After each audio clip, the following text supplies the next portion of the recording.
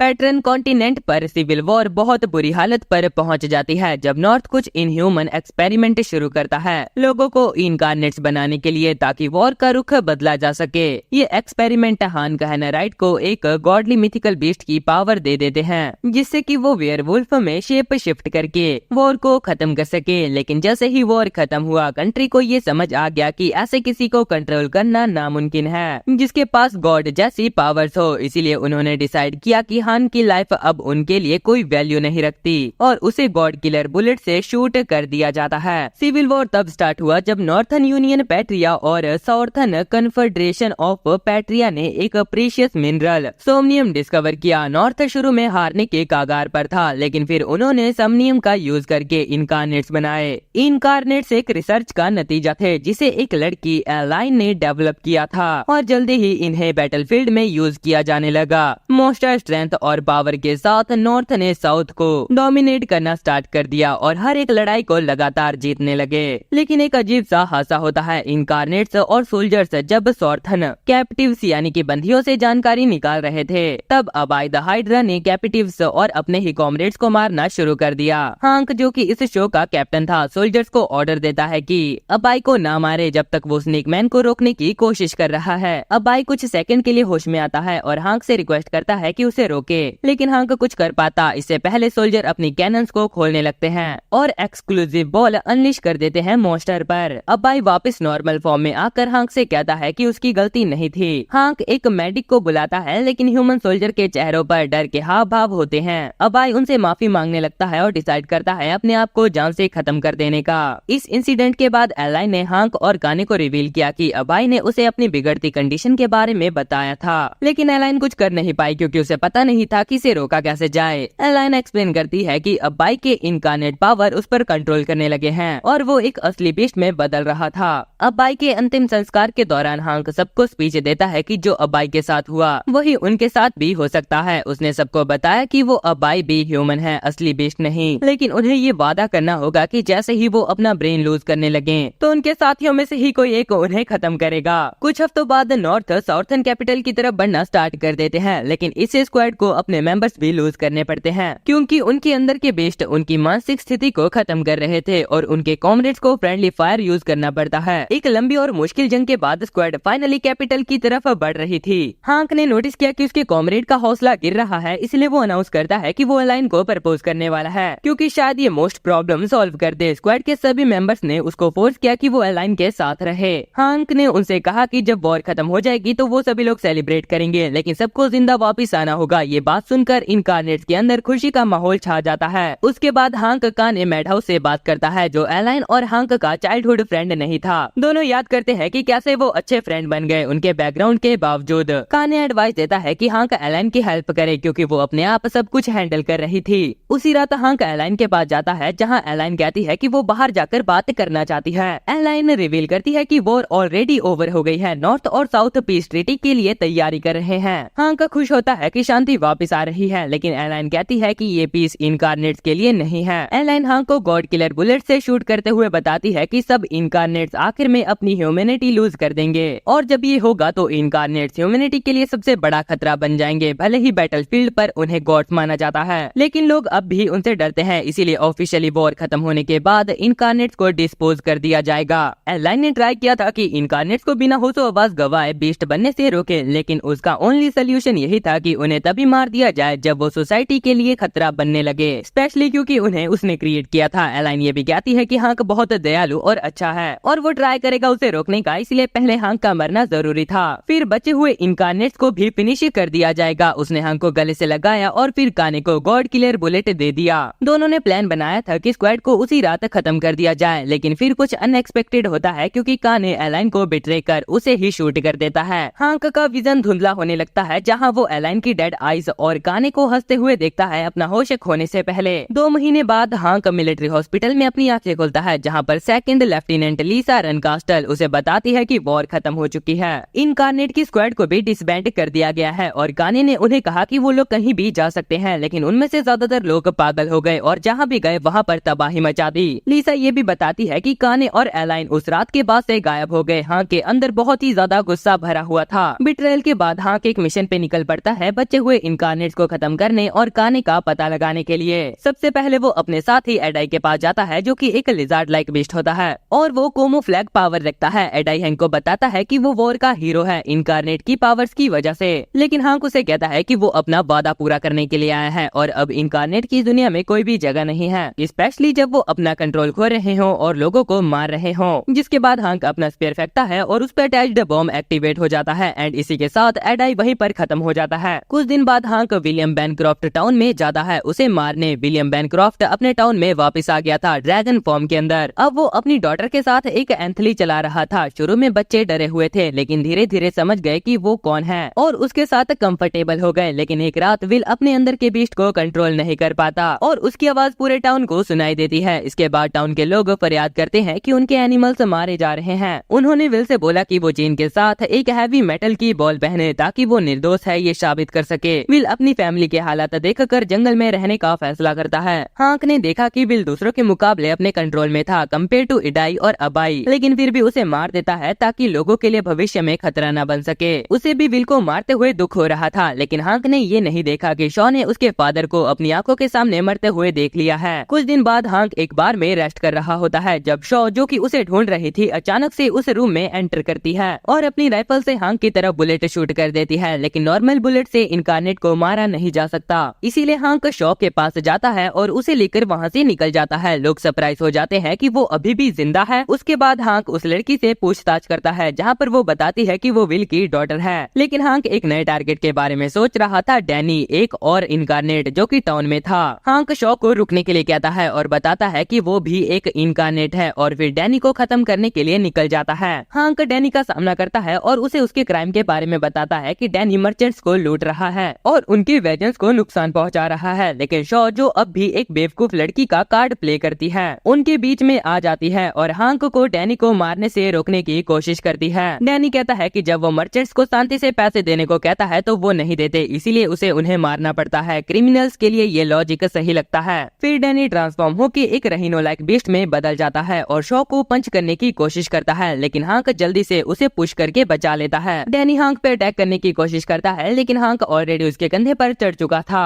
Hang bomb स्पिर से Danny के chest पर फायरिंग करता है और तुरंत इग्नाइट कर देता है और जैसे ही वहाँ से उतरता है तो बॉम्ब एक्सप्लोड हो जाता है। लेकिन हैंक के आखिरी अटैक करने से पहले डैनी बताता है कि उसने ये सब कुछ इसलिए किया क्योंकि उसके टाउन में इतनी गरीबी है कि लोग कॉफी भी नहीं पी सकते। सीधी भाषा में वो कैफीन की कमी की वजह से ब्लेम कर रहा था। ये फाइनल वर्ड सुन के हैंक डैनी को शूट कर देता है, जिसे देखकर डैनी की मदर अपने बेटे की मौत पर रोने लगती है। वहाँ से जाने से पहले शॉ हॉन्क से पूछती है कि क्या वो अपने और साथियों को मारेगा। हॉन्क कहता है कि उन्होंने वादा किया था कि जैसे ही कोई बीस्ट बन जाए उसे मारना जरूरी है। शॉ उसे रोकने की कोशिश करती है और पूछती है कि इनकार्नेट की स्क्वाड के साथ क्या हुआ। हॉन्क इस सवाल का जवाब नहीं दे पाता। शॉ कहती है कि वो हॉन्क के साथ रहेगी और सच जानने में मदद करेगी। कुछ दिन बाद हैंक और शॉ रोग्यू हिल टाउन में पहुंचते हैं जो कि करंटली मिनोताउर इनकार्नेट की दहशत में है। हैंक टाउन में लीसा से मिलता है जो कि बताती है कि हैंक को मिनोताउर के रैम्पेज को रोकना होगा। रोग्यू हिल टाउन वॉर के लिए फेमस है जहाँ वॉर कभी खत्म नहीं होती और वही यहाँ इनकार्नेट अपना फोर्ट्रेस बना रहा है सिटी के लोगों के हाउसेस को डिस्ट्रॉय कर। इनकार्नेट लगातार वार्न करता है कि दुश्मन आ रहे हैं, इसीलिए अभी तैयारी करने का सबसे अच्छा समय है। लीसा बताती है कि अगर इनकार्नेट फोर्ट्रेस बनाना जारी रखता है तो हर सिटीजन होमलेस हो जाएगा। सो प्रोटेस्ट करती है और कहती है कि मिनोताउर को मारने की जगह उसे समझाने की कोशिश करनी चाहिए। लीसा हैंक से पूछती है कि आखिरकार शॉ कौन है। हैंक बताता है कि शॉ एक इनकार्नेट की डॉटर है। लीसा शॉ को बताती है कि मिनोताउर को समझाना इम्पॉसिबल है, एज ऑलवेज मॉमी हमेशा सही होती है। तभी मिनोताउर फोर्ट्रेस से निकलता है और डिक्लेयर करता है कि सभी लोग वॉर के लिए तैयारी करें। हॉन्क लीसा से पूछता है कि क्या उसने जो बोला था वो अरेंज किया। ये कहकर वो सोने चला जाता है। शॉ डिस्ट्रक्शन देखती है और पूछती है कि मिनोताउर अपने ही लोगों पे अटैक क्यों कर रहा है जबकि वॉर खत्म हो चुकी है। लीसा कहती है कि सिर्फ एक इनकार्नेट को दूसरा इनकार्नेट ही समझ सकता है। फिर वो शॉ को गॉड किलर बुलेट दिखाती है जो कि हैंक ने उसे लाने के लिए कहा था। जब रात होती है तो शॉ हॉन्क के साथ फोर्ट्रेस के एंट्रेंस तक आती है। हैंक पूछता है कि क्या वो रेडी है। शॉ ये भरोसा दिलाती है कि वो उसके लिए कोई भी मुसीबत क्रिएट नहीं करेगी। लेकिन फोर्ट्रेस एक्सप्लोर करते हुए हैंक उसे बताता है कि ये कोई ऑर्डिनरी फोर्ट्रेस नहीं है। दोनों वहाँ पर मरे हुए सोल्जर के स्केलेटन्स को देखते हैं जो कि फोर्ट्रेस में भेजे गए थे और ट्रैप्स में फंस के मारे गए। शॉ डरती हुई पीछे हट जाती है लेकिन एक्सीडेंटली एक ट्रैप ट्रिगर हो जाता है जो ऑलमोस्ट उसको दो टुकड़ों में काटने वाला था, लेकिन हैंक उसे टाइम पर बचा लेता है और वार्न करता है कि अकेली ना घूमे। शॉ फिर हांक से मिनोताउर की बैक स्टोरी के बारे में पूछती है। फिर वो बताता है कि तियो घबराने वाले स्वभाव का था और PTSD से सफर करता था। हांक सोचता है कि वो सरप्राइज नहीं है कि तियो ने इतना बड़ा फोर्ट्रेस ट्रैप के साथ बनाया, क्योंकि हांक ने ही पहले उसे हमेशा बैटल से पहले प्रिपेयर करना सिखाया था। जब दोनों एंट्रेंस तक पहुंचते हैं तो हांक शॉ से कहता है कि वेट करे, क्योंकि वो तायो का सामना करने के लिए अंदर जा रहा है। लीसा जो उन्हें फॉलो कर रही थी शॉ को बताती है कि हांक ने स्पेसिफिकली उसकी मौजूदगी की रिक्वेस्ट की थी, क्योंकि वो शॉ को साथ नहीं लाना चाहता था। लेकिन शॉ कहती है कि वो वापस नहीं जाएगी और हांक के साथ एंड तक रहेगी ताकि उसे समझ सके। शॉ की डिटर्मिनेशन देखकर लीसा उसके गेट खोलने में हेल्प करती है और उसे हांक के पीछे भेज देती है। हांक तायो के साथ एक बार फिर से मिलता है, जहाँ पर इनकारनेट हमेशा की तरह अपनी चिंता के साथ इमेजिनरी दुश्मनों के बारे में घबरा रहा होता है। हांक डिक्लेयर करता है कि वही एनिमी है। तायो ट्रांसफर होता है मैनोताउर में और अपना ट्रैप कार्ड एक्टिवेट करता है। हांक अटैक करने की कोशिश करता है, लेकिन हॉर्न से नॉक हो जाता है। वो जमीन पर पैर रखता है, जो कि एक गड्ढे में बदल जाता है और तियो के कैनन बॉल ब्लास्ट में ट्रैप हो जाता है। शॉ और लीशा उनके फाइटिंग एरिया के पास पहुंचती है और शॉ तियो को रोकने के लिए चिल्लाती है। लीशा कहती है कि इसका कोई भी फायदा नहीं है और हांक के बारे में ज्यादा चिंता ना करे। कहते से ही तियो हांक को जाइंट एक्स से फिनिश करने वाला होता है, लेकिन तभी वो अपने आप को वेयरवुल्फ में ट्रांसफॉर्म कर लेता है। लीसा शॉ को बताती है कि हांक उन फ्यू इनकारनेट्स में से हैं जो कि अपनी असली पावर को रात में रिवील करते हैं। हांक अपने क्लॉ से तियो के फेस पे स्क्रैच करता है। तियो ब्लड देखकर और भी ज्यादा घबरा जाता है और सारे के सारे ट्रैप्स को एक्टिवेट कर देता है, लेकिन ट्रैप्स हांक के पावरफुल सेंस और इंसेन एबिलिटी के सामने कुछ नहीं कर पाते। जब एक ट्रैप हांक को हवा में उड़ा देता है, वो ऊंचाई का इस्तेमाल करके एक स्विफ्ट और ताकतवर क्लॉ अटैक डिलीवर करता है, जो कि तियो के आयरन आर्मर को चीर देता है। तियो हांक से कहता है कि अब उसके पास शांति है, जैसे कि वॉर से पहले थी। ये आखिरी शब्द सुनने के बाद हांक एक फाइनल अटैक के साथ अपने साथी को हमेशा के लिए मार देता है। शॉ हांक के दुखी एक्सप्रेशन को देखकर समझ जाती है कि जब भी हांक अपने साथी को मारता है तो वो कितना दर्द में होता है। इन्हीं सभी के बीच एक इनकारनेट एक्सपेरिमेंटेशन स्क्वाड कप दे ग्रीस, जिसे लीड करता है कैप्टन क्लाउड, जिसका सिर्फ एक ही सपना है, सभी बीस्ट इनकारनेट्स को खत्म करना। हांक और शॉ ट्रेन से एक दूसरे टाउन में जा रहे होते हैं। शॉ जो कि पहली बार ट्रेन में बैठी थी, मूविंग व्हीकल को देखकर हैरान होती है। वो कंडक्टर से भी बात करती है, जो बताता है कि वॉर खत्म हो चुकी है और आयरन ब्रिज शांति का प्रतीक बन चुका है। लेकिन शॉ को याद आता है कि हांक ने कहा था कि वॉर अभी खत्म नहीं हुई है और सोचती है कि हांक का असली मतलब क्या था। इससे पहले कि वो आगे बढ़ पाए, लीसा ट्रेन को रोक देती है और उन्हें वहां से ले जाती है ताकि हांक को एक और इनकारनेट के बारे में जानकारी दे सके। लीसा बताती है कि एक इनकारनेट जिसका नाम बहमत है, हाल ही में बने आयरन ब्रिज से टकराने के रास्ते पर है। कमांडर ये भी एक्सप्लेन करता है कि उन्होंने बहमत को रोकने की कोशिश की, लेकिन वो लगातार आगे बढ़ रहा था। लीसा हांक से पूछती है कि क्या उसे बहमत का मकसद पता है। हांक मैप देखकर थोड़ी देर तक सोचता है और फिर कहता है कि उसे नहीं पता, लेकिन आगे हांक ये बताता है कि बहमत को गहरा घाव देना लगभग नामुमकिन है, क्योंकि उसकी रीजनरेटिव एबिलिटी बहुत हाई है, लेकिन उसकी बॉडी में कुछ ऐसे कमजोर पॉइंट है जिनसे कि वो घायल हो सकता है, जैसे कि उसकी बैक। इसीलिए हांक का प्लान ये है कि कैनन से बहमत को स्लो डाउन करे ताकि वो बैक जॉइंट पे अटैक कर सके। जब बहमत आता है तो सोल्जर उसके बड़े आकार से डर जाते हैं, लेकिन हांक उन्हें भरोसा दिलाता है कि डरने की जरूरत नहीं है और फायरिंग स्टार्ट करने का ऑर्डर देता है, जो कि मॉन्स्टर को रोक देता है। हांक अपना प्लान फॉलो करता है और बहमत पे सक्सेसफुली अटैक कर देता है, जो कि उसे जमीन पर गिरने के लिए मजबूर कर देते हैं। अगले दिन सोल्जर बहमत को कैप्चर कर लेते हैं, लेकिन उसके घाव धीरे धीरे हील हो रहे होते हैं। शॉ जो कि लीसा से सुन चुकी थी कि बहमत ने अभी तक किसी भी आबादी वाले इलाके पर अटैक नहीं किया है, उसे लगता है कि इसका मतलब बहमत में अभी भी इंसानियत बची हुई है और उसे दोबारा पीछे लाने की कोशिश करती है। लेकिन बहमत सिर्फ आगे बढ़ता है, जो शॉ को रियलाइज करवाता है कि बहमत कुछ जरूरी चीज के पीछे जा रहा है। इसी बीच वही रियल प्रेसिडेंट जिसने की ब्रिज बनवाया था चिल्ला रहा होता है कि बहमत को मारने में इतना समय क्यों लग रहा है। लीसा एक्सप्लेन करती है कि उनका प्लान ये है कि चट्टानों को ब्लास्ट करके बहमत का रास्ता कट कर दें ताकि वैली उनसे ब्लॉक हो जाए और उसका ध्यान भटक जाए, जिसके बाद उसको हैंडल किया जाएगा।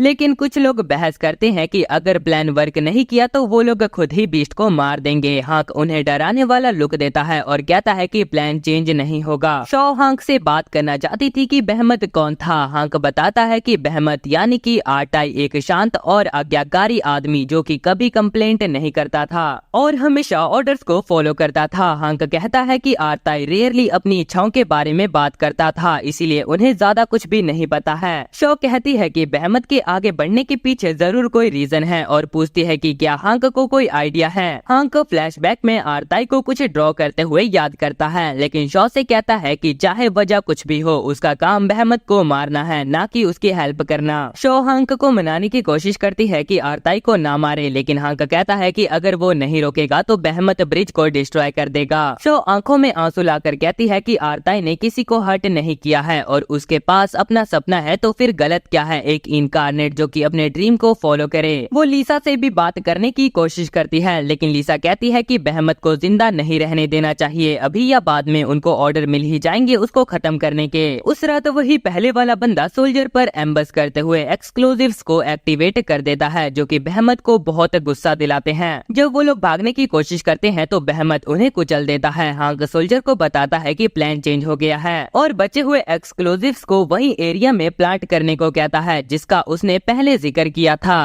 हांक वेयरवुल्फ में ट्रांसफॉर्म होता है ताकि गुस्से में आ रहे इनकार्नेट को रोका जा सके। आरताई देखता है कि वो हील नहीं कर पा रहा और हांक को कुचलने की कोशिश करता है, लेकिन वो उसे डॉज कर लेता है। हांक आरताई पर अपना पंजा मारने की कोशिश करता है, लेकिन उसकी मजबूत स्किन की वजह से सक्सेसफुल नहीं हो पाता। फिर वो बहमत की गर्दन के नीचे की सॉफ्ट स्किन को टारगेट करता है, जिसे क्लॉ करने के बाद उसे और भी ज्यादा गुस्सा आ जाता है। आरताई फिर से हांक को कुचलने की कोशिश करता है, लेकिन वो उसके पैर को पुश कर उसे दूसरी साइड गिरने पर मजबूर कर देता है। हांक सोल्जर को सिग्नल देता है कि चट्टान को उड़ा दे। क्लिफ के टूटने पर आरताई पत्थर के नीचे दब जाता है और सोल्जर्स भी एक्सक्लूसिव्स को एक्टिवेट कर देते हैं, जिससे कि मॉन्स्टर के शरीर के अंग बाहर आ जाते हैं। लेकिन फिर भी आरताई आगे बढ़ना जारी रखता है और ब्रिज की तरफ वॉक करता है। शॉ जो कि ब्रिज के ऊपर खड़ी होती है फिर से एक बार आरताई को समझाने की कोशिश करती है, लेकिन आरताई नहीं सुनता। सूरज ऑलरेडी निकल चुका होता है और हांक जो कि वापस अपने इंसानी रूप में आ गया होता है आरताई को बुलाता है और कहता है कि वो नए एरा को तबाह न करे जो कि उन्होंने बनाया है, लेकिन आरताई फिर भी आगे बढ़ता रहता है। जब आरताई ब्रिज के करीब पहुंचता है तो चट्टान के कोने का एक एरिया एक्सप्लोड हो जाता है और कोलैप्स कर जाता है, जिससे कि समुद्र का खूबसूरत नजारा दिखता है। आरताई रुक जाता है और समुद्र को देखकर आंसू बहाता है, फिर खुद से ही नीचे गिर जाता है। उसका मरने वाला चेहरा आंसुओं से भरा होता है। समुद्र के सामने खड़े होकर हांक शॉ को बताता है कि आरताई ने कभी उसे बताया था कि वो समुद्र देखना चाहता है और उसने उस समुद्र का ड्राइंग अपने नोट में दिखाया था। शॉ कहती है कि हांक ने क्लिफ ब्लो करने का ऑर्डर इसीलिए दिया ताकि आरताई समुद्र देख सके। हांक कहता है कि हाँ, लेकिन फिर भी उसने आरताई को मार दिया। शॉ उसे बताती है कि हांक की वजह से आरताई अपना सपना पूरा कर पाया। कुछ दिन बाद ग्रुप व्हाइट चर्च टाउन में पहुंचता है, जहां पर एक और इनकार्नेट अपनी दहशत फैला रहा था। लीसा उन्हें उस एरिया में ले जाती है जहां उसका अंदाजा था कि काने को लास्ट टाइम देखा गया था और शायद हर रात सिटीजन्स को मार रहा था। हांक सजेस्ट करता है कि सिटीजन से और ज्यादा इन्फॉर्मेशन निकाली जाए, लेकिन कोई भी उन्हें कुछ भी नहीं बताता, भले ही वो अपने आप को मिलिट्री से क्यों न बताए। लीसा कहती है कि थोड़ा रेस्ट कर लेते हैं, लेकिन हांक इंसिस्ट करता है कि खोजबीन जारी रखी जाए। उस रात शॉ हांक से कुछ बात करना चाहती थी, लेकिन हांक पलट कर सो जाता है। शॉ उसकी यूनिफॉर्म में राइफल शॉट से हुआ छेद नोटिस कर लेती है और सोचती है उसे दोबारा सही करने का। हांक जब उठता है तो वो शॉ को यूनिफॉर्म सिलते हुए देखता है और दोनों ऑर्फनेज के बारे में बात करने लगते हैं। हांक बताता है कि वो खुद एक ऑर्फनेज में बड़ा हुआ था एंड शॉ उसका जो ऑर्फनेज था उसका ख्याल रखती थी। शॉ हांक की यूनिफॉर्म को वापस कर देती है। हांक कहता है कि वो किसी को जानता था जिसकी ब्लू आईज बिल्कुल उसके जैसी थी।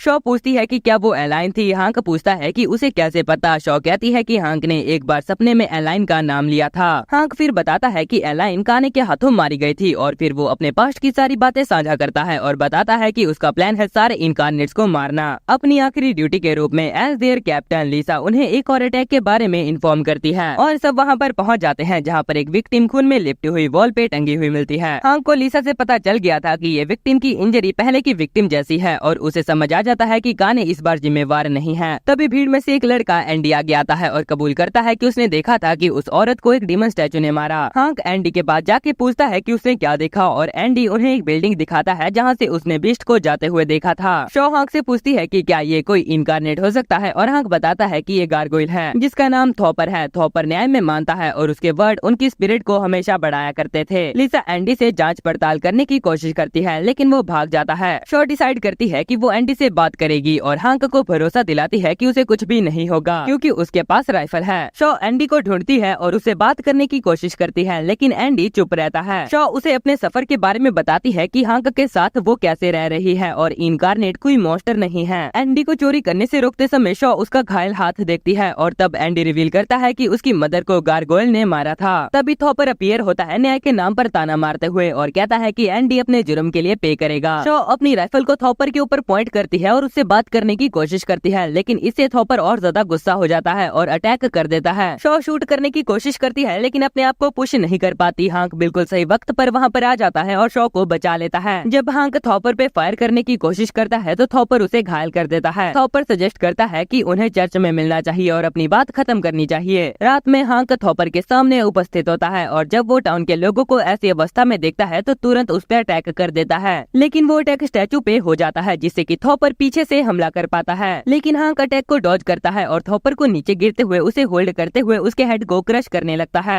लेकिन थॉपर अचानक से गॉड किलर बुलेट से हांक के ऊपर फायर करता है जो कि काने ने उसे पहले दिया था। हांक तुरंत ह्यूमन फॉर्म में लौट आता है। थॉपर उसे मारने ही वाला होता है कि तभी एंडी शॉ की राइफल के साथ आता है अपनी मदर का बदला लेने के लिए, लेकिन उस बुलेट से कोई भी फर्क नहीं पड़ता। थॉपर एंडी को किक कर देता है जिससे कि वो दूर जाकर गिरता है। तभी शॉ आती है और एंडी को चेक करने लगती है। थॉपर इंसिस्ट करता है कि वो न्याय की रक्षा करेगा और पहले विक्टिम को याद रखेगा जो कि उसने मारा, सब जस्टिस के नाम पर। ये हरामखोर अपने आप को कुछ कीरा वीरा समझता है क्या? शॉ ये सब देखकर उसे उसके नाम से रोकने की कोशिश करती है। जैसे ही शॉ और एंडी मरने वाले होते हैं, हांक बुलेट को जबरदस्ती अपने शरीर में से निकालता है और गार्गोल की तरफ चार्ज करता है, उसकी चेस्ट से अपना हाथ आर पार चीरते हुए। थॉपर घोषित करता है कि मैं जस्टिस हूँ, लेकिन हांक उसके सर पर फायर कर देता है और वो नीचे गिर जाता है। शॉ हांक के पास जाने की कोशिश करती है लेकिन वो बहुत सारे थ्रेड में फंस जाती है। काने आता है और कहता है कि गॉड किलर बुलेट उनकी मुलाकात का एक सिंबल है। एलिजाबेथ एक स्पाइडर इनकार्नेट जिसने की शॉ को थ्रेड में फंसा रखा था, वो उसे सुला देती है। जबकि काने मिगली गिलिया को भेजता है हांक के पास एक इनविटेशन डिलीवर करने के लिए। काने हांक को अगले दिन उसकी पार्टी में आने को कहता है जहाँ पर वो शॉ को वापस लौटा देगा। काने शॉ के साथ वहाँ से चला जाता है और हांक जमीन पर कोलैप्स हो जाता है। हांक एक डरावने सपने से उठता है जिसमें कि काने लाइन को शूट कर रहा था। वो तेजी से हालत समझता है और शॉ की राइफल को देखकर याद करता है कि क्या हुआ था। तभी एंडी आता है और पूछता है कि शॉ को किडनैप करने के पीछे किसका हाथ था। हांक ये भरोसा दिलाता है कि वो शॉ को कैसे भी बचाएगा।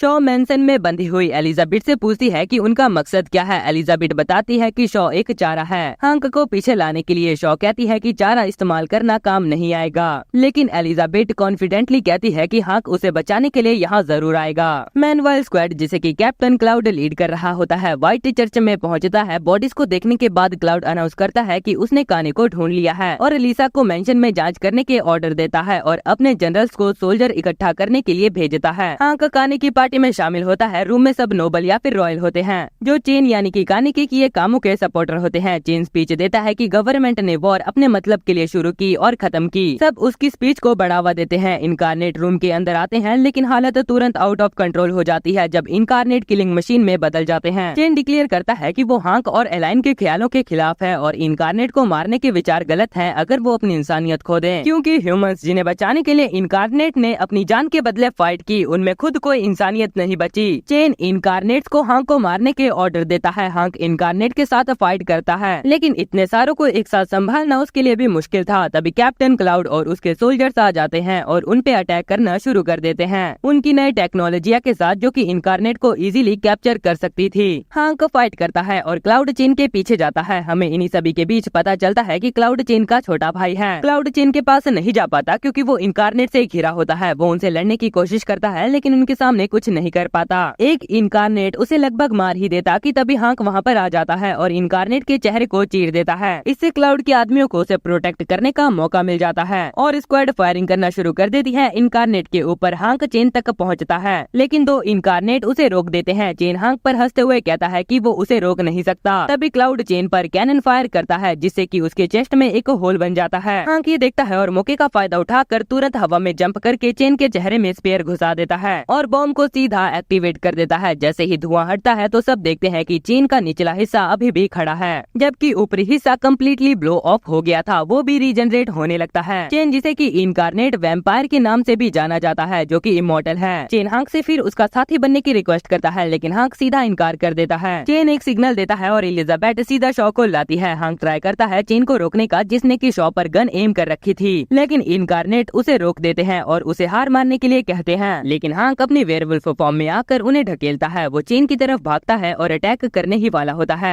तभी एलिजाबेथ उसे अपनी वेब में फंसा लेती है और हांक हेल्पलेसली देखता रहता है कि कैसे चेन शॉ पे फायर करता है। ये पल हांक के दिमाग में एलिन को खोने की यादें ट्रिगर कर देती है और ये यादें हांक को ट्रांसफॉर्म करने की वजह बनती है एक जाइंट व्हाइट वुल्फ में, वही जो चेन चाह रहा रहा था पूरे समय चेन डिक्लेयर करता है कि ये ह्यूज वुल्फ ही ट्रू फॉर्म है हांग का और ये किंग ऑफ द बीस्ट है। वो कहता है कि कोई भी हांग को टेम नहीं कर सकता क्योंकि हांग पूरे टाउन को अब तबाह करने के लिए निकल चुका था। वो गायब हो जाता है पूरे व्हाइट चर्च को एक टोटल मैस में बदलने के बाद। शॉ उस हादसे से बच जाती है एंड उस तबाही को देखती है जो कि हांग ने की होती है। व्हाइट चर्च के डिस्ट्रक्शन की न्यूज नेशन को पूरी तरीके से शॉक में डाल देती है। लेकिन 2 हफ्तों बाद नेशन में फिर से हलचल होती है जब चेन और इनकारनेट सोल्जर्स कुछ नोबल और सिटीजन्स के साथ रैली करते हैं। वो अनाउंस करते हैं कि वो एक न्यू पैट्रिया बनाएंगे, एक बिल्कुल अलग राज्य जहां पर इनकारनेट्स को गॉड का दर्जा दिया जाएगा। नॉर्थर्न पैट्रिया वॉर के लिए प्रिपेयर करता है इनकारनेट के खिलाफ क्योंकि वो धीरे धीरे नेशन पे कंट्रोल ले रहे थे। नॉर्थ वॉर डिक्लेयर करता है बचे हुए इनकारनेट्स और चीन के खिलाफ भी प्रिपेयर करते हैं। 6 महीने बाद शॉ अपने टाउन में वापस आती है लेकिन लोग उसे अलग नजरों से देखते हैं। वो सरवाइव कर गई थी बिकॉज ऑफ द ड्रेस जो कि एक इनकारनेट के थ्रेड से बनी थी।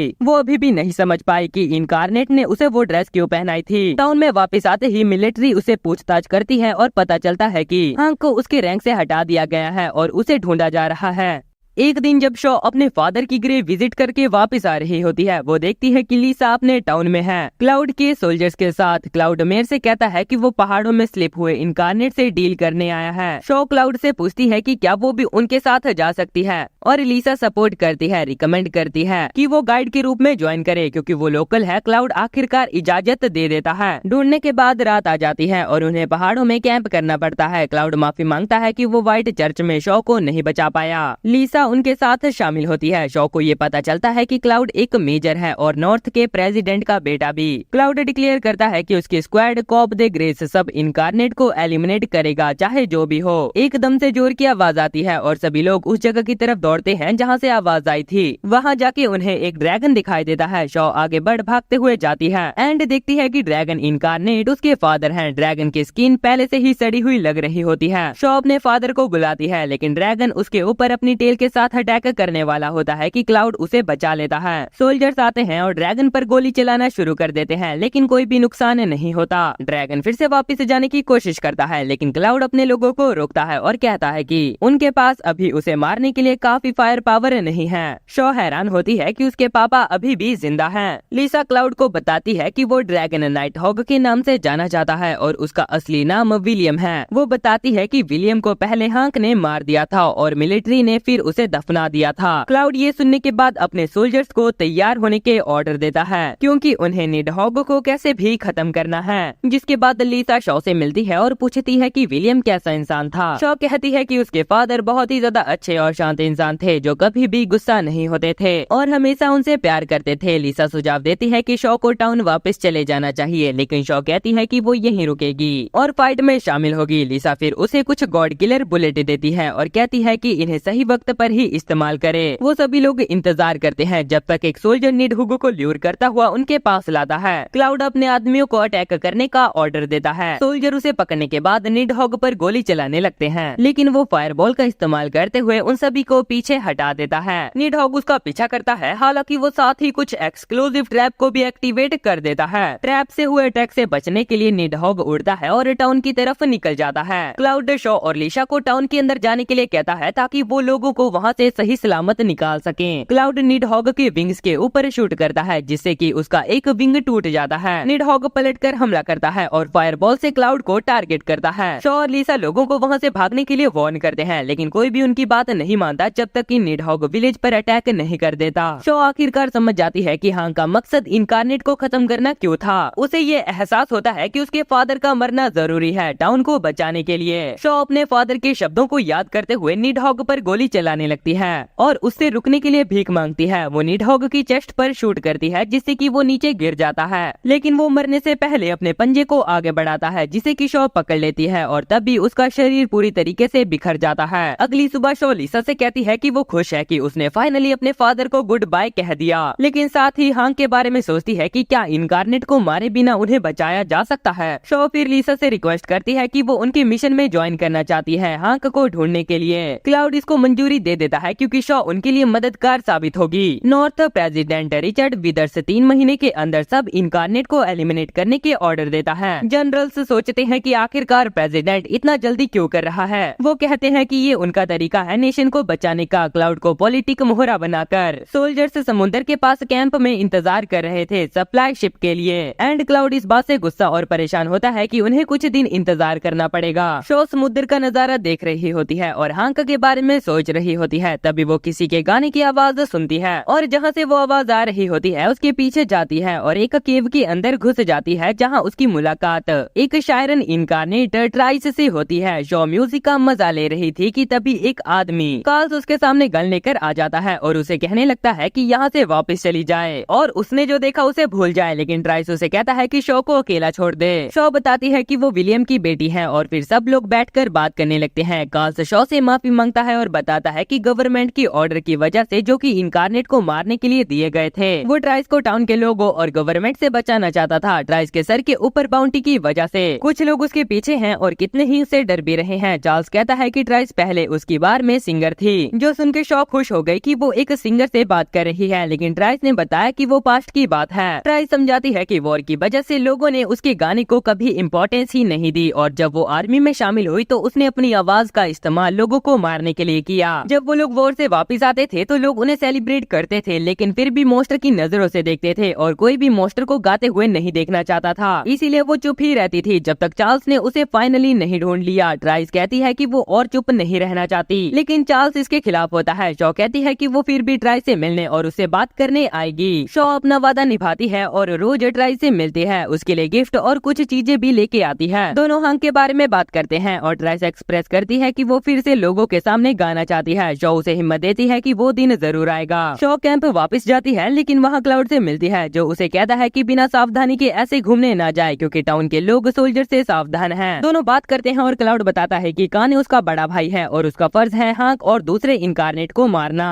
टाउन के लोग चार्ल्स से बात करते हैं और पूछते हैं कि वो क्या छुपा रहा है, लेकिन चार्ल्स उनसे बच के निकल जाता है, जहाँ उसे गोली भी लग जाती है। चार्ल्स फिर से ट्राइस के पास जाता है, जो उसे अपनी इच्छा बताती है कि वो टाउन छोड़कर फिर से गाना चाहती है। चार्ल्स उसे कहता है कि वो यहाँ से निकल जाए क्योंकि टाउन के लोग उसे ढूंढ रहे हैं, लेकिन अपनी आखिरी सांस से पहले वो ट्राइस को समझाता है कि वो लोगों को जिम्मेदार ना ठहराए क्योंकि लोग बस भविष्य से डर रहे हैं। उसी रात ट्राइस टाउन में गाती हुई वापस आती है और जो लोग उसे सुनते हैं वो गहरी नींद में आ जाते हैं। लिसा के कहने पर क्लाउड अपने सोल्जर्स को ट्राइस को ढूंढने का ऑर्डर दे देता है क्योंकि ट्राइस ने लोगों को नींद में डाल दिया था। क्लाउड और उसके लोग ट्राइस को फाउंटेन पर बैठकर गाते हुए पाते हैं। सोल्जर के ऊपर भी उसके गाने का असर हो जाता है और वो लोग भी सो जाते हैं, लेकिन क्लाउड ट्राई करता है कि उसके असर से बचा रहे। तभी शो आ जाती है और ट्राइस से पूछती है कि वो लोगों को नुकसान क्यों पहुंचा रही थी। ट्राइस कहती है कि वो उन्हें उनके दर्दनाक भविष्य से बचा रही है। शो कहती है कि ट्राइस अपने होश में नहीं है, जिसे सुनने के बाद ट्राइस अपने सेंसेस में वापस लौट आती है। क्लाउड ट्राइस पर गोली चलाता है, लेकिन ट्राइस उड़कर वहाँ से भाग जाती है और शो उसका पीछा करती है। ट्राइस चार्ल्स के बाहर जाती है, जो कि अब पूरी तरीके से जल चुका था। शो उस तक पहुँच जाती है। ट्राइस बताती है कि वो फिर से स्टेज पर नहीं गा सकती,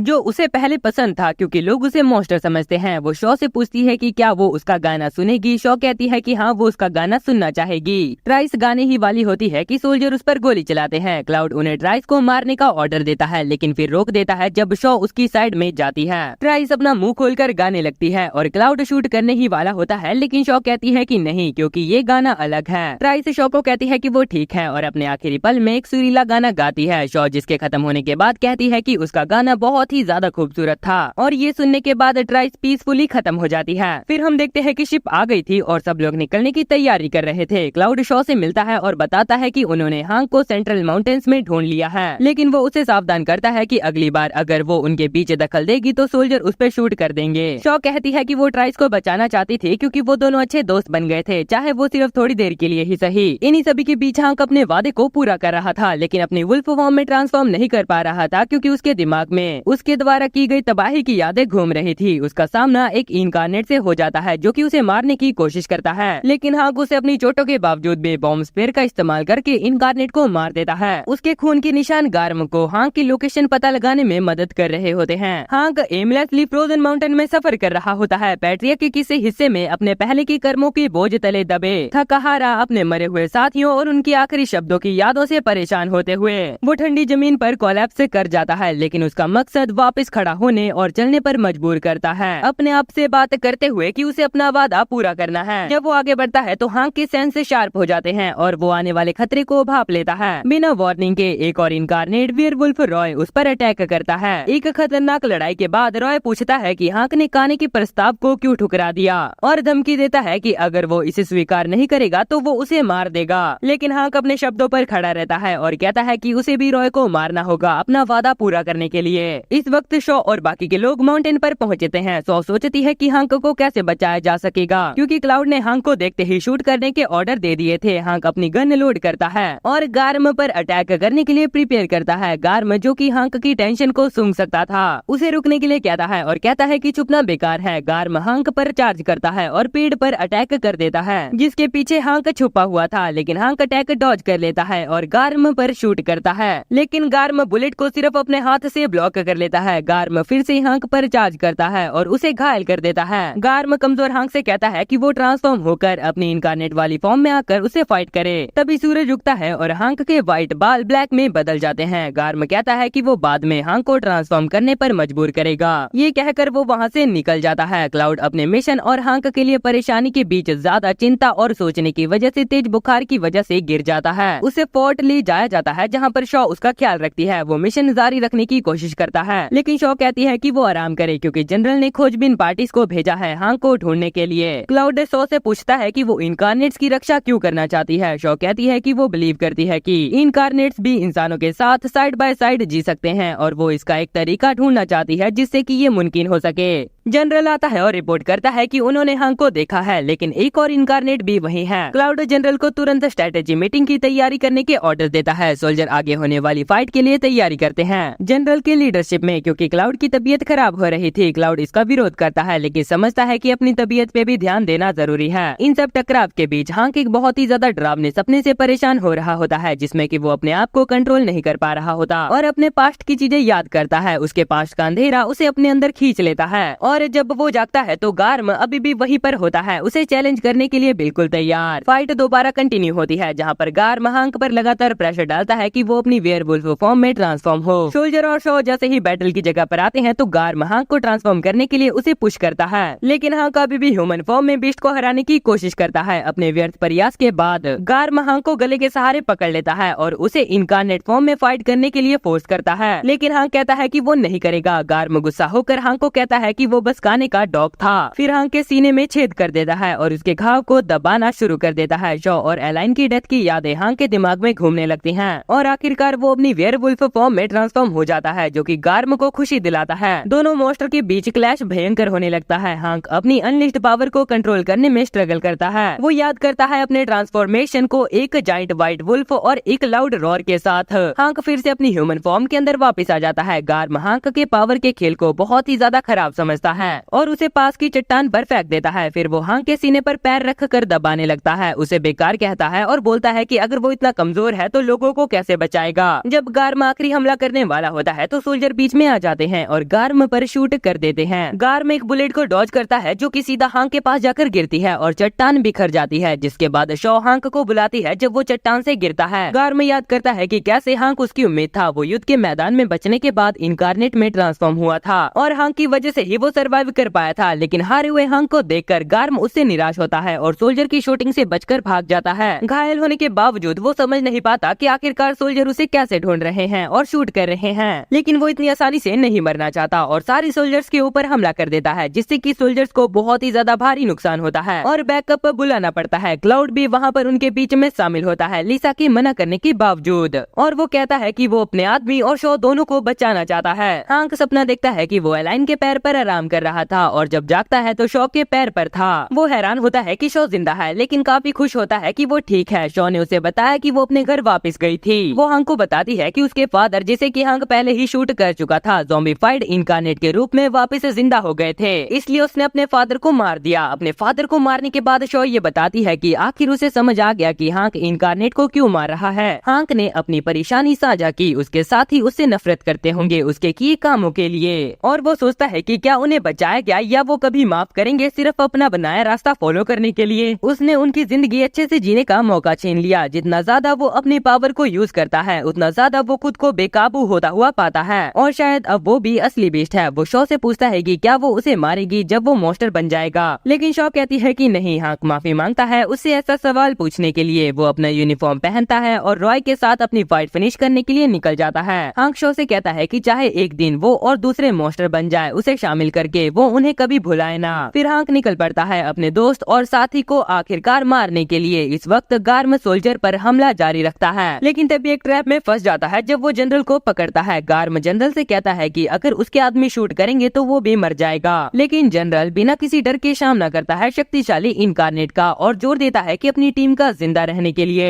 उसकी जिंदगी को कुर्बान करने का रिस्क जायज है। सोल्जर बिना किसी झिझक के गार्म को घेरने लगते हैं एंड हार्पोन्स एंड बुलेट से लगातार बिना रुके फायर करने लगते हैं, लेकिन उन्हें हैरानी होती है कि वो हमला गार्म पर असर ही नहीं करता। गार्म चोटों के बावजूद भी अपना टारगेट बनाए रखते हुए जनरल को मारने की कोशिश करता है, लेकिन उसके पूरे इरादे तब टूट जाते हैं जब क्लाउड इन सब के बीच में आता है और घायल हुए इनकारनेट पर कैनन फायर करता है, जो काफी पावरफुल डैमेज करते हैं। क्लाउड के बीच में आने की वजह से गार्म कुछ देर के लिए रुक जाता है और फिर वहाँ से भाग जाता है। क्लाउड इसके बाद जनरल को साफ साफ मना करता है आगे से ऐसी लापरवाही करने और टीम को खतरे में डालने के लिए। गुफा के अंदर सौ सोच रही थी कि हांक ने अपने सफर में कैसे कैसे हालात और मुसीबतों का सामना किया होगा। उसके अंदर एक गहरी इच्छा जाग रही थी और वो कुछ करने का ठानती है कि वो हांक को हमेशा मुसीबत से बचाएगी। उसने खुद से वादा किया कि वो हमेशा हांक की रक्षा करेगी और ध्यान रखेगी कि वो अपने अंदर के अंधेरे में कभी खो ना जाए। गार्म भागकर वहां से निकल रहा होता है, खून बहते हुए और काफी ज्यादा कमजोर हालत में। इसी दौरान जैसे ही उसकी नजर हांक पर पड़ती है वो तुरंत उस पर हमला करने के लिए बढ़ जाता है। गार्म का कहना होता है कि हांक चाहे कुछ भी कर ले, लेकिन वो उसे अपने मकसद तक पहुंचने से नहीं रोक सकता।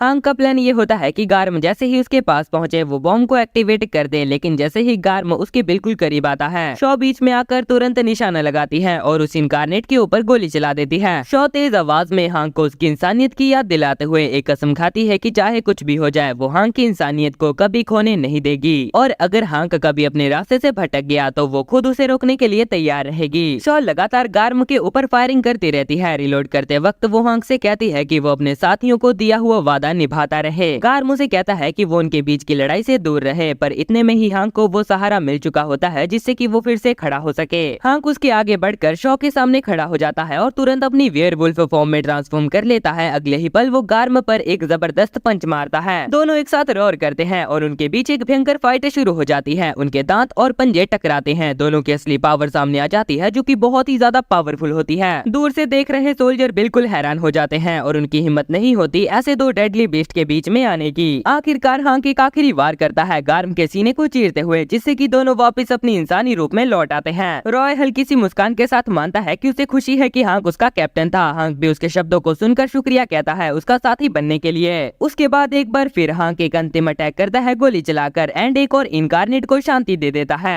शॉ धीरे धीरे हांक के पास आती है और उसे पूछती है कि वो उसे रॉय के बारे में कुछ याद दिलाए, क्योंकि वो चाहती थी कि वो उस इंसान को भी याद रख सके। हांक उसे बताता है कि रॉय उनके स्क्वाड का सबसे हंसने और खिलखिलाने वाला मेंबर था, मिशन में हमेशा लगन से काम करता था। हांक का कहना था कि अगर शॉ और रॉय कभी मिलते तो वो जरूर अच्छे दोस्त बन जाते। इसके बाद हमें ये खबर मिलती है कि सोल्जर ने काने के फोर्ट्रेस बोल्ट क्रैक के पास ढूंढ लिया है। एक हफ्ते बाद इसकी रिपोर्ट प्रेसिडेंट तक पहुंचती है, जो तुरंत हुक्म देता है कि चाहे कुछ भी हो उस फोर्ट्रेस को गिराया ही जाना चाहिए। इस ऑर्डर के बाद सोल्जर आगे बढ़ना शुरू कर देते हैं और इसी के साथ जंग की आहट सुनाई देती है। वहीं दूसरी तरफ हांक सोल्जर के द्वारा पकड़ा जाता है और क्लाउड उसे जांच पड़ताल शुरू करता है। क्लाउड पूछता है कि बाकी बचे इनकारनेट के बारे में वो सब कुछ सच बता दे। जब हांक उसे बताता है कि उसे पता है कि क्लाउड असल में काने का छोटा भाई है तो क्लाउड हैरान हो जाता है। वो गुस्से में पूछता है कि काने ने अपनी आर्मी को धोखा क्यों दिया। हांक सिर्फ इतना ही कह पाता है कि उसे काने के दिए धोखे के बारे में कुछ भी नहीं पता, लेकिन वो बस इतना जानता है कि इनकारनेट को कैसे रोका जा सकता है। क्लाउड को हांक का जवाब पसंद नहीं आता और वो उसे मारने ही वाला होता है कि तभी शॉ बीच में आकर उसे रोक लेती है। शॉ कहती है कि क्लाउड को हांक के साथ मिलकर काम करना चाहिए क्योंकि उनका मकसद एक ही है। क्लाउड परेशान होता है कि कहीं हांक फिर से कंट्रोल के बाहर ना हो जाए, पर शॉ उसे यकीन दिलाती है कि उसने कसम खाई है अगर कभी हांक बेकाबू हुआ तो वो खुद उसे मार देगी। उसी वक्त जनरल रूम में आता है और बताता है कि प्रेसिडेंट ने तुरंत बोल्ट क्रैक के लिए निकलने का ऑर्डर दिया है। उनका मिशन होता है काने को रोकना और नए बैटरी या फोर्ट्रेस को मिटा देना। क्लाउड और उसकी आर्मी तुरंत आगे बढ़ती है और हांक के साथ एक टेम्परेरी अलायंस बनाकर बोल्ट क्रैक की तरफ रवाना हो जाते हैं। वहां पहुंचकर उन्हें मेन सोल्जर का बड़ा कैंपिंग एरिया और फोर्ट्रेस दोनों नजर आते हैं। क्लाउड जनरल और हांक मिलकर कर्नल से बात करने चाहते हैं जो कि पूरी फोर्स का इंचार्ज होता है। कर्नल उन्हें अपनी मुश्किलों के बारे में समझाता है कि उन्होंने कुछ लोग खो दिए हैं और कई सोल्जर घायल है सिर्फ इसलिए क्योंकि दुश्मन की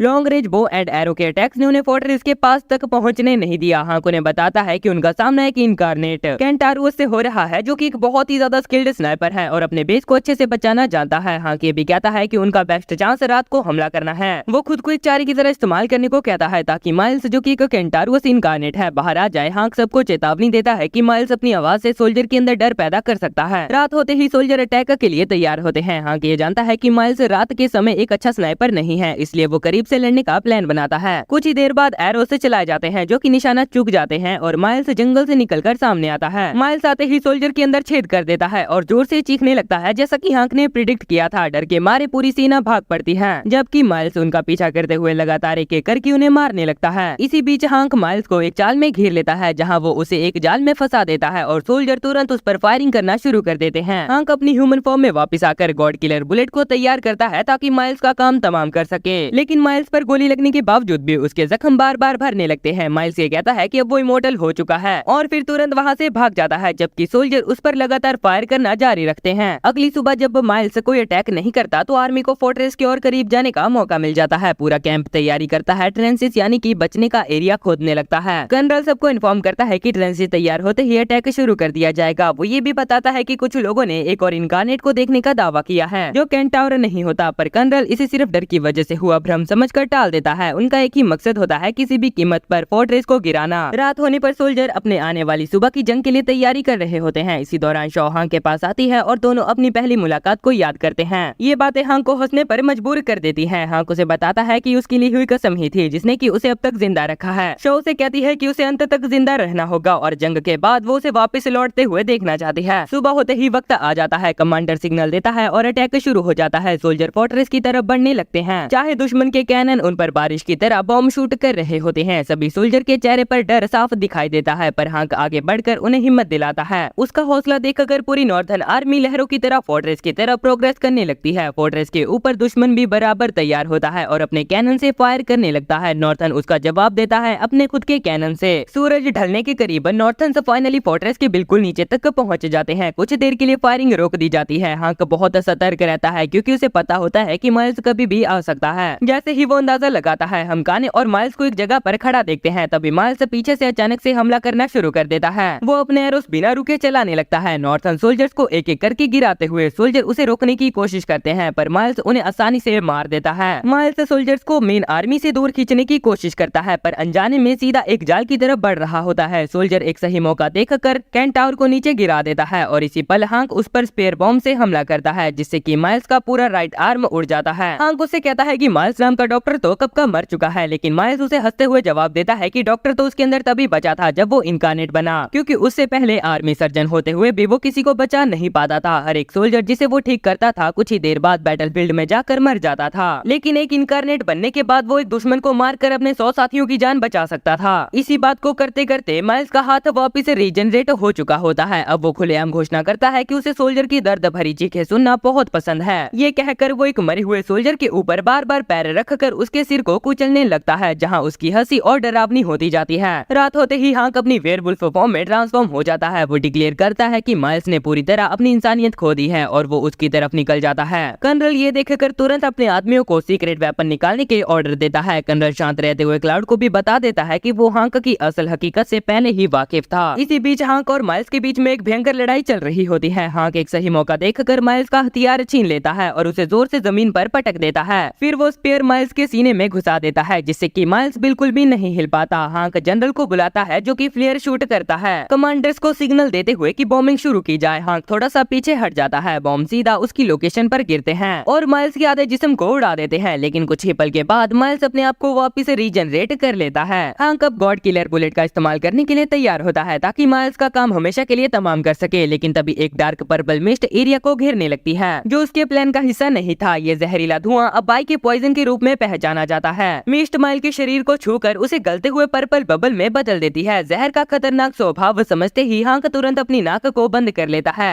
चारों तरफ मौजूद सोल्जर पॉइजन का शिकार होकर गिरने लगते हैं। हांक आवाज लगाकर बाकी सोल्जर को एरिया छोड़ने के लिए कह देता है। इस हंगामे के दौरान कर्नल क्लाउड को पॉइजन मिस्ट के असल स्रोत के बारे में समझाता है। वो बताता है कि ये जहर हाइड्रा की लाश पर की गई रिसर्च से निकाला गया था, जो उन्हें प्रेसिडेंट ने दिया था। क्लाउड चिंता जताता है कि इस पॉइजन का असर तो उनकी फोर्स के ऊपर भी पड़ेगा, लेकिन कर्नल उसे ये भरोसा दिलाता है कि ये प्लान का हिस्सा है। इनकारनेट्स को किसी भी तरह जड़ से खत्म करना ही उनका अंतिम लक्ष्य है। ये कर्नल तो एहसान फरामोश निकला रे।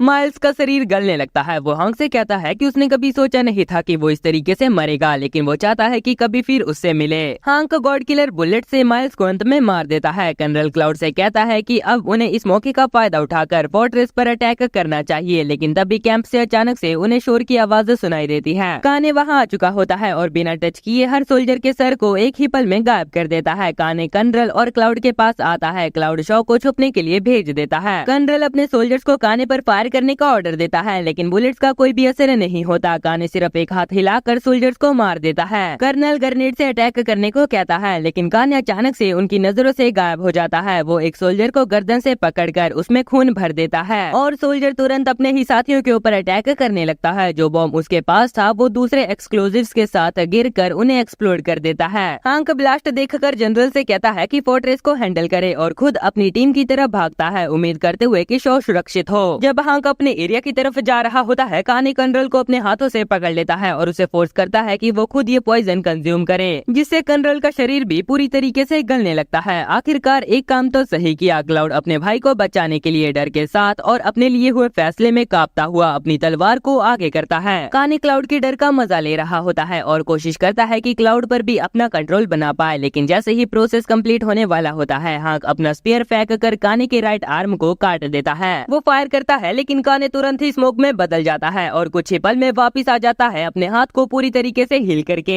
हांक शॉ से कहता है कि वो क्लाउड का हाल चेक करे और चेन से पूछता है कि वो खुद वहाँ पर क्यों आया जब वो दूसरे इनकार्नेट भेज सकता था। हांक तुरंत समझ जाता है कि हालात शायद ध्यान भटकाने के लिए हो सकते हैं और जैसा कि उसका मानना था, जेन अपने असली इरादे रिवील करता है। वो बताता है कि उनका असली प्लान साउथ के साथ अलायंस बनाने का है और नॉर्थर्न फोर्स फोर्ट्रेस में व्यस्त होने के दौरान उन्होंने अपनी जटिल योजना शुरू कर दी है। चेन के इस दावे को सॉर्थन कैपिटल पर इनकार्नेट और कॉर्प्स का आक्रमण सपोर्ट करते हैं। क्लाउड इस अलायंस को नकार देता है और सीधा आक्रमण के रूप में देखता है। चेन उसे हंसी में उड़ा देता है और हांक को कहता है कि वो बेवकूफ है। वो ये कहता है कि माइल्स की मौत से हांक को सीखना चाहिए कि ह्यूमंस पर कभी भी भरोसा नहीं किया जा सकता। चेन कहता है कि इंसान पागल होते हैं और इनकार्नेट्स उन्हीं से जन्मे हैं। वो हांक से कहता है कि उसे अलायन को मारने के लिए शुक्रिया करना चाहिए क्योंकि वही सभी के लिए जिम्मेदार थी। हांक चेन से कहता है कि ह्यूमंस गलतियां करते हैं और उन्हें सुधारने की कोशिश करते हैं, बिल्कुल वैसे ही जैसे कि अलायन ने सबको खत्म करने का प्रयास किया था। हांक इंसानों को समझता है और इसी वजह से वो अलायन की अंतिम इच्छा पूरी करना चाहता है। चेन हांक से कहता है कि उसका कोई हक नहीं है उनके वादे को निभाने का और वो अपनी मर्जी से जीता रहेगा।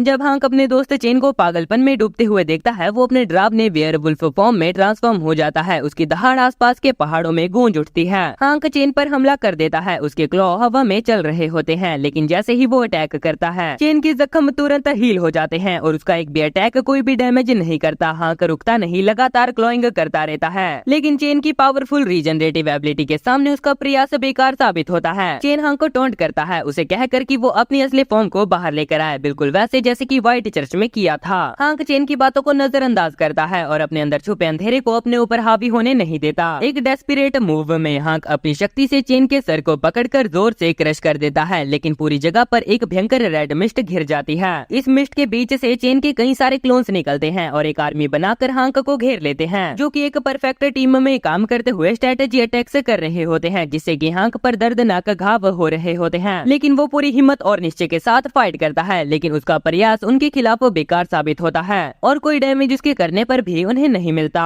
इसी दौरान नॉर्थर्न सोल्जर्स फोर्ट्रेस को कंक्यूर कर रहे होते हैं। सूरज उगने लगता है और हांक बहुत घायल होने के बाद अपनी ह्यूमन फॉर्म में वापस आ जाता है। जब चीन के क्लोन्स अचानक गायब हो जाते हैं, चीन अपने हाथ से हांक की गर्दन को स्लैश करता है और कहता है कि अब हांक को लड़ना बंद कर देना चाहिए और उसके साथ शामिल हो जाना चाहिए। हांक शॉ को याद करता है और उसके दिमाग में शॉ की कई बातें याद आती है कि वो इंसान है और उसे अपने वादे को पूरा करना चाहिए, अपने दोस्तों को मारकर और उन्हें शांति दिलाकर। वो उठता है, लेकिन गिरने से पहले शॉ उसे पकड़ लेती है। शॉ उसे देखकर स्माइल करती है और हांक भी मुस्कुराता है। शॉ को देखते ही चेन के अंदर पुरानी यादें और गुस्सा जाग जाता है, क्योंकि अलाइन ने हांक को प्यार किया था, ना कि चेन को। चेन अपनी फाइनल फॉर्म अनलिश करता है और शॉ की तरफ निकल पड़ता है, कहते हुए कि उसका इस दुनिया में होना जायज नहीं है। लेकिन हांक उसके अटैक को रोक लेता है और कहता है कि उनकी कोई दुनिया ही नहीं है। चेन की शक्ति और भी बढ़ती जाती है जैसे जैसे उसके जख्म हील होते हैं और उसके बाल भी सफेद हो जाते हैं। हांक एक पावरफुल रॉर करता है जो कि चेन को पीछे हटने पर मजबूर कर देती है। चेन के कुछ करने से पहले हांक तेजी से दूरी बनाता है और एक जबरदस्त पंच से चेन के चेहरे को जमीन पर पटक देता है। शो तुरंत हांक के पास दौड़ती है जब वो कोलैप्स करने वाला होता है, लेकिन चेन अभी भी खत्म नहीं हुआ होता और कहता है कि हांक ने अपनी असली शक्ति दिखा दी है, king of the beast incarnate के रूप में। चेन गायब हो जाता है लेकिन तुरंत हांक के पीछे आकर लौट जाता है। तभी वो नॉर्थ पैट्रिया का फ्लैग फोर्ट्रेस के ऊपर उड़ता हुआ देखकर फिर से गायब हो जाता है और एक वादा करता है कि वो फिर मिलेगा। नॉर्थ ने जीत हासिल की और अपनी कैपिटल को कैप्चर होने से बचाया, लेकिन चेन ने जो नई पैट्रिया बनाई थी उसने साउथ को कैप्चर कर लिया और वो स्ट्रॉन्गेस्ट पैट्रिया नेशन बन गया। इस हालत को देखकर नॉर्थ का प्रेसिडेंट अपने आदमियों को कैपिटल वापस बुलाने के ऑर्डर देता है। वेस्ट से नई धमकी आने के डर से हांक और शॉ निकल पड़ते हैं नए इनकार्नेट ढूंढने के लिए ताकि हांक अपना वादा पूरा कर सके। हांक शॉ से पूछता है कि क्या वो उसके साथ जाने के लिए तैयार है और शॉ कहती है कि उसने अपना गोल पा लिया है, अपना प्रॉमिस हांक के लिए निभाना। इसी बीच चेन के पास एलाइन का शरीर एक ट्यूब में होता है और उसके पास सोनियम का एक शेड भी होता है। वो कहता है कि एलाइन बस देखती रहे क्योंकि वो दुनिया जिसे की एलाइन अवॉइड करना चाहती थी अब वो शुरू हो चुकी है। लेकिन इसी के साथ ये वीडियो यहीं पर ही खत्म हो जाती है। अगर आपको ये वीडियो थोड़ी सी भी अच्छी लगी हो तो please like share and subscribe कर देना, क्योंकि आपके एक सब्सक्राइब से मुझे बहुत ही ज्यादा खुशी मिलती है। एंड अब तो हाइपर फीचर भी आ चुका है तो प्लीज वो भी कर देना। अगर इसका नेक्स्ट पार्ट चाहिए तो जल्दी से 70 कमेंट का एम है पूरा कर देना। एंड प्लीज चाहे कुछ भी हो जाए लेकिन सब्सक्राइब किए बिना मत जाना, क्योंकि इतनी लॉन्ग वीडियो बनाने में बहुत ही ज्यादा मेहनत लगती है और वैसे भी हमें जल्दी से जल्दी 50 के सब्सक्राइबर का टारगेट अचीव करना है। तो मैं मिलता हूँ आपसे अगले ऐसे ही अमेजिंग रिकैप वीडियो में, तो तब तक के लिए बाय बाय।